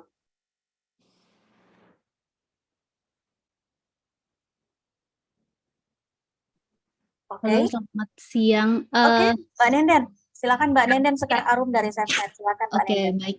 Terima kasih Mbak Eva. Mungkin nanti Bang Imal kalau ada bisa menambahkan gitu ya. Kalau kita lihat kan sebetulnya upaya-upaya selain serangan terhadap fisik ya, tapi juga digital juga memang kita lihat memang semakin marak gitu ya, dan ini sejalur dengan catatan tahunan KKJ ya Mbak Eva tahun 2022 gitu. Jadi memang tidak hanya menyasar kepada serangan terhadap fisik ataupun terhadap kriminalisasi seperti itu, tapi digital juga menjadi hal yang cukup strategis untuk menyasar teman-teman jurnalis ataupun media seperti itu. Dan makanya kalau kita lihat dari perkembangannya pun gitu ya, kan sudah ada beberapa kasus yang memang dilaporkan ke pihak kepolisian, dan kita tahu bagaimana responsnya juga hampir sama ya gitu ya. Jadi tidak ada respons yang cepat dan tidak ada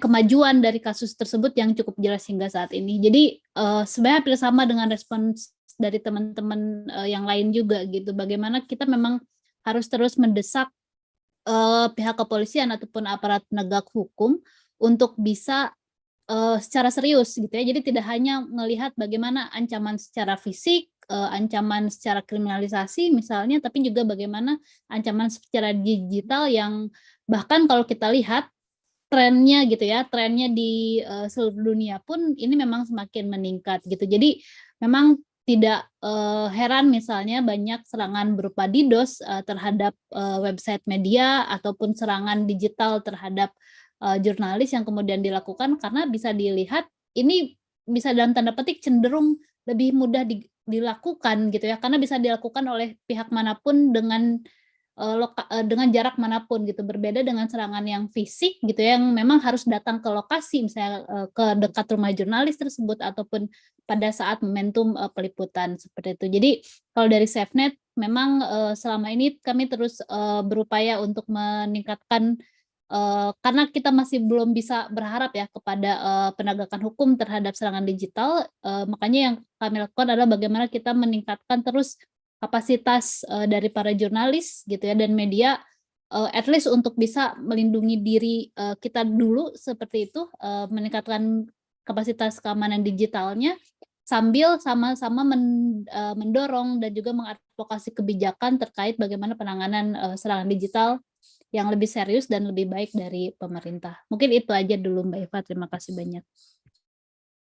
Terima kasih banyak, terima kasih Mbak Nenden dari Safenet untuk responnya. Apakah ada tanggapan dari atau tambahan dari Kak Imal?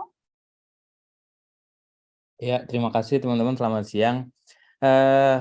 Sama seperti ya sebetulnya tambahnya sedikit ya karena semuanya akan sama. Cuman yang patut saya garis bawahi adalah saya sangat apresiasi sekali dengan teman-teman apa yang sudah dilakukan oleh teman-teman di Papua dari Jubi dan Kakak Victor. Dan saya mengamini bahwa ya Papua memang unik.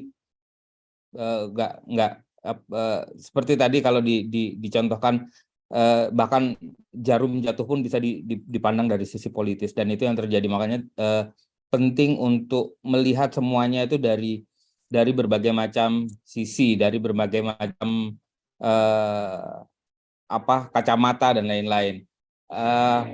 Maka apa yang terjadi sama Kakak Victor itu saya yakin juga ada rentetan dari sebelum-sebelumnya, dan itu kalau di SafeNet seperti Kakak Nenden bilang bahwa kita melihatnya dari berbagai macam ya. Sekarang serangan fisiknya sudah terjadi, bahwa malah kami yakin sebelum serangan fisik itu terjadi pasti ada serangan digital dan ada serangan-serangan yang lain. Makanya penting sekali buat teman-teman jurnalis dan aktivis untuk memandang itu menjadi satu keseluruhan. Nggak bisa kita cuma berhati-hati di dunia fisik, tapi di dunia online-nya, ketika kita sedang online di digital kita membuka semuanya, itu justru memberikan celah yang sangat bisa dimanfaatkan.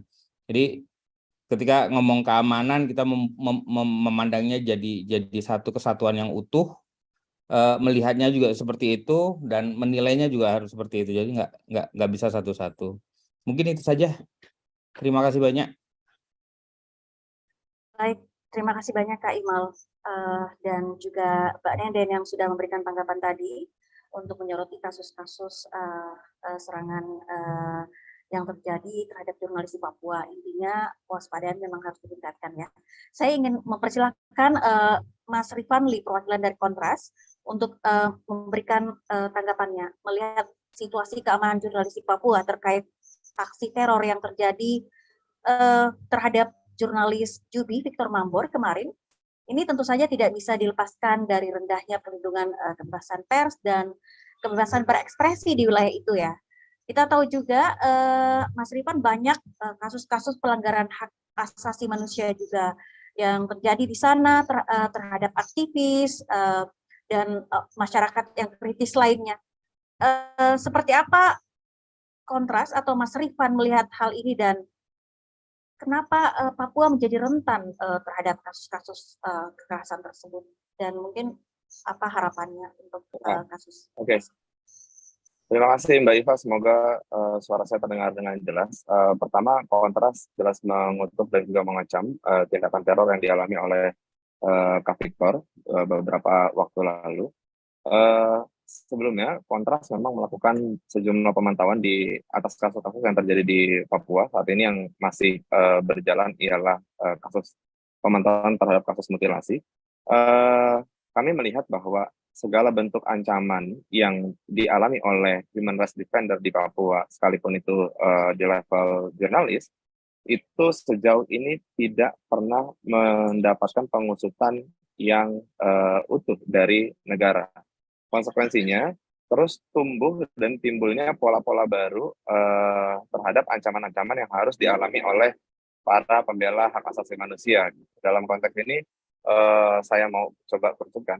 Misalkan Kak Victor sebelumnya itu pernah mengalami ancaman satu dalam bentuk yang satu, tiba-tiba kemarin udah ada ancaman dalam bentuk yang lain. Artinya, pola-pola tersebut terus tumbuh karena memang dibiarkan oleh negara untuk tidak diusut, seolah mereka menghadirkan pesan-pesan agar semuanya itu harus dalam kontrol negara.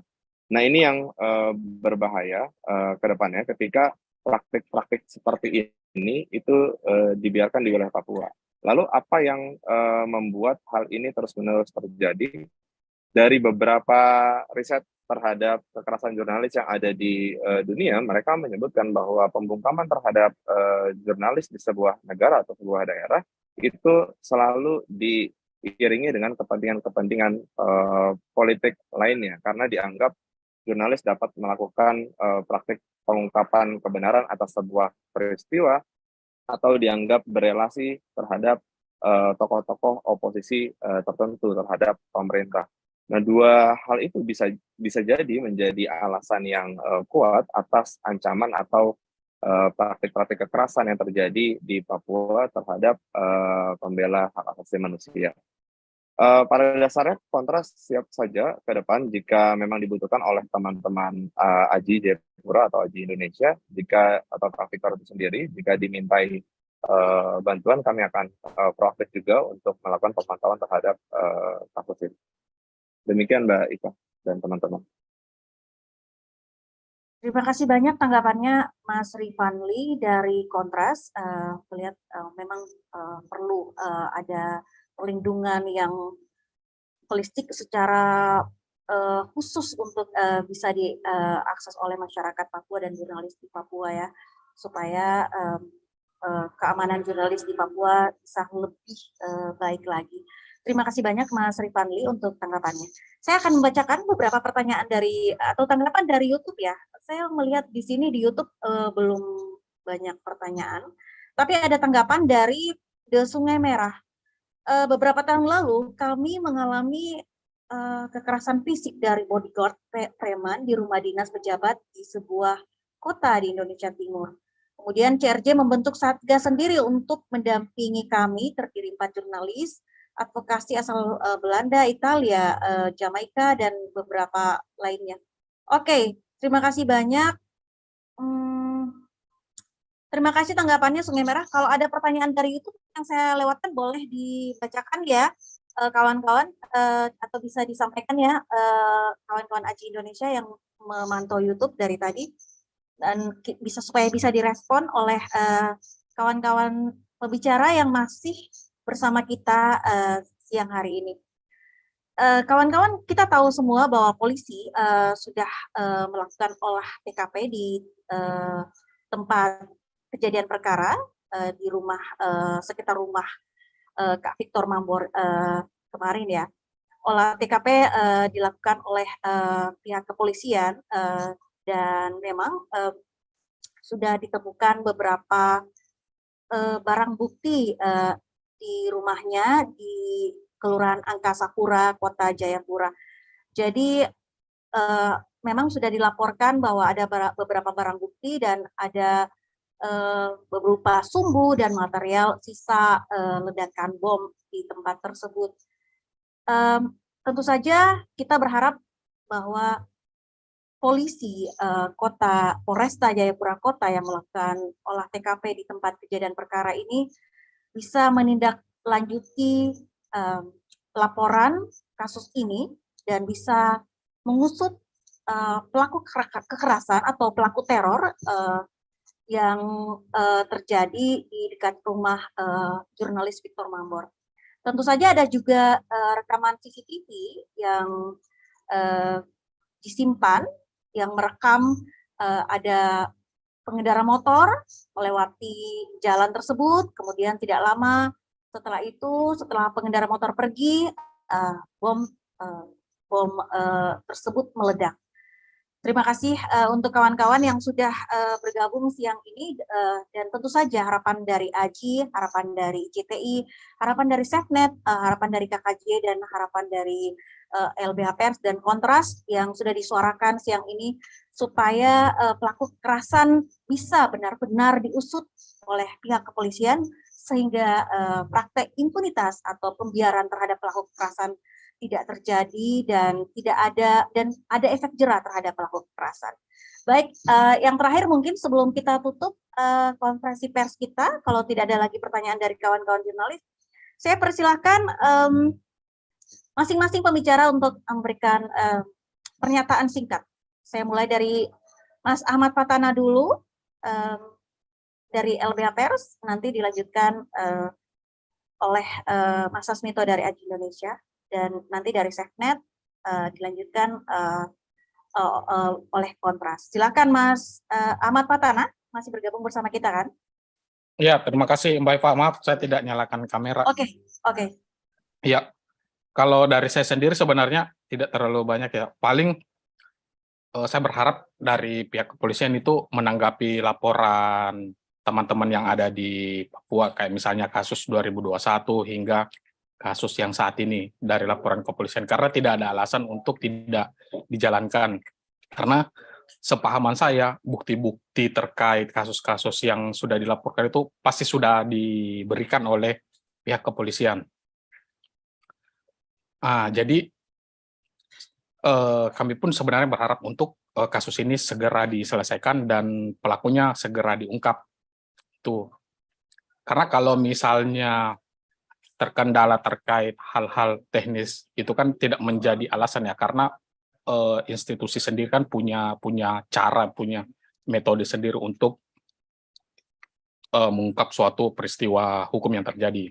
Seperti misalnya alat-alat yang digunakan untuk merakit bom itu kan bisa diketahui di mana dibeli, di mana didapatkan, itu kan semuanya pasti ada penjualnya di Papua kayak gitu. Tidak mungkin tiba-tiba barang itu langsung ada. Kalaupun itu ada berarti kan di tempat pengiriman atau apa itu kan sebenarnya sudah dicegat duluan. Cuma kalau misalnya dirakitnya di Papua, itu kan bisa diketahui alat-alat atau komposisi apa yang digunakan, itu bisa ditelusuri. Makanya olah TKP itu penting untuk dilakukan supaya bukti-bukti yang bersebaran di dekat kediaman Pak Victor itu bisa terhimpun semuanya.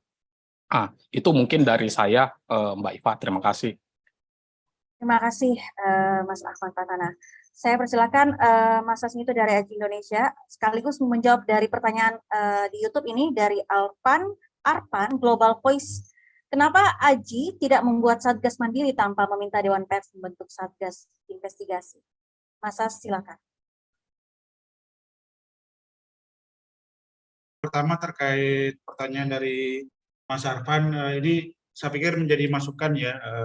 Terima kasih masukannya Mas Arfan. Tapi yang jelas di AJI sendiri ya, baik di AJI Jayapura maupun AJI Indonesia, kita sudah ada tim ya dari bidang advokasi yang memang ketika ada kasus kekerasan terhadap jurnalis, tahapan pertama yang dilakukan teman-teman adalah verifikasi gitu ya. Jadi ini sudah ada tim tersendiri di AJI yang melakukan verifikasi, terus kemudian advokasi kasusnya sampai kemudian ke pengadilan. Jadi secara organisasi itu sudah dilakukan AJI, termasuk juga teman-teman di Komite Keselamatan Jurnalis ya, itu juga turut aktif biasanya membantu, bahkan sampai ke anggarannya itu sudah disediakan oleh AJI ataupun teman-teman di Komite Keselamatan Jurnalis gitu ya. Nah, hanya kenapa kita mendorong ke Dewan Pers? Dewan Pers ini sebagai lembaga negara memang dia memiliki sedikit privilege ya, lebih mudah berkoordinasi dengan kepolisian, dengan TNI, dengan lembaga negara yang lainnya karena sesama lembaga negara. Jadi harapannya dengan privilege yang dimiliki oleh Dewan Pers itu lebih mudah gitu ya, khususnya dalam koordinasi ataupun mendesak kepolisian gitu ya, supaya temuan-temuan yang sudah diperoleh AJI ataupun diperoleh oleh teman-teman KKJ itu bisa ditindaklanjuti secara cepat gitu. Jadi ini lebih bagaimana memperkuat advokasi yang sudah dilakukan teman-teman gitu ya. Nah, itu mungkin terima kasih masukannya Mas Arpan, nanti jadi bahan tambahan masukan di AJI ataupun di KKJ ya untuk lebih memperkuat bagaimana kita melakukan advokasi. Nah, terakhir untuk sebagai penutup ya, tentu dari Aji berharapnya ini sebagai kasus kekerasan terhadap jurnalis yang terakhir gitu ya. Nah, caranya bagaimana ya, memang aparat penegak hukum harus mengusut kasus ini secara tuntas gitu ya. Jadi lagi-lagi ini sebenarnya persoalan komitmen ya. Karena kalau kita lihat ya dalam kasus serangan-serangan digital, kasus serangan fisik gitu ya, polisi itu dengan mudah menemukan pelakunya dalam hitungan pekan, hari atau bulan itu sudah ketemu. Tapi dalam kasus-kasus kekerasan terhadap jurnalis, dalam hal ini di Papua, ini sudah lebih dari 1 tahun gitu ya, itu tidak ada kejelasannya gitu ya. Dengan teknologi yang mereka miliki, dengan belanja peralatan yang mencapai ratusan miliar, ini harusnya tidak menjadi persoalan yang sulit ya kalau misalkan memang Polri memiliki komitmen yang kuat dalam penegakan kemerdekaan pers. Jadi kita berharap ini yang terakhir, dan tentu dari lembaga negara memberikan perlindungan yang maksimal ya kepada teman-teman jurnalis, atau khususnya dalam hal ini Bang Victor. Mungkin itu aja Mbak Eva, teman-teman semuanya. Sekali lagi terima kasih sudah hadir dalam konferensi hari ini. Terima kasih banyak Mas Sasmito. Mas Rifanli, silakan Mas. Mungkin masih ada himbauan terhadap pemerintah atau penegak hukum untuk isu kemerdekaan pers dan mungkin isu-isu HAM di Papua. Silakan Mas Rifan. Ya, spesifik untuk kasus yang dialami oleh Kak Victor, bukan hal yang sulit atau tidak mungkin bagi kepolisian untuk melakukan pengungkapan fakta terhadap apa yang sebetulnya terjadi. Memang dari beberapa pengalaman ini harus diawali oleh keinginan politis yang kuat gitu. Nah, dari situasi tersebut, saya rasa untuk isu ancaman yang dihadapi oleh pembela HAM, jurnalis di Papua itu sendiri, perlu adanya langkah spesifik atau langkah khusus yang diambil, dan itu melebihi daripada langkah-langkah yang dilakukan oleh kepolisian atau negara jauh lebih besar di daerah-daerah lain. Artinya semua langkah-langkah afirmatif harus dihadirkan di Papua hanya semata-mata untuk menyelamatkan dan menjamin kebebasan pers dan menjaga kondisi hak asasi manusia yang ada di sana. Demikian. Terima kasih banyak Mas Rifan, terima kasih Mas Sas, terima kasih Mas Ahmad Fatana LBH Pers, terima kasih Mbak Denden tadi, dan Kak Imal dari Safenet, Kak Herik Kurniawan yang sudah bergabung, terima kasih Mbak Nurina dari KKJ. Terima kasih banyak kawan-kawan sudah bergabung dalam konferensi pers siang hari ini, merespon kasus teror terhadap jurnalis Jubi di Papua, Kak Victor Mambor. Kita berharap ini benar-benar yang terakhir, dan yang pasti semua pembicara tadi satu suara bahwa pelaku kekerasan terhadap jurnalis di Papua harus ditemukan dan diusut tuntas, dan semoga tidak ada lagi teror terhadap jurnalis, dan perlindungan terhadap jurnalis harus diperkuat oleh negara. Terima kasih banyak, semoga pertanyaannya semua sudah terjawab. Sampai bertemu dalam konferensi pers Aji dan konferensi pers yang lain. Selamat siang dan sehat selalu kawan-kawan. Terima kasih semuanya.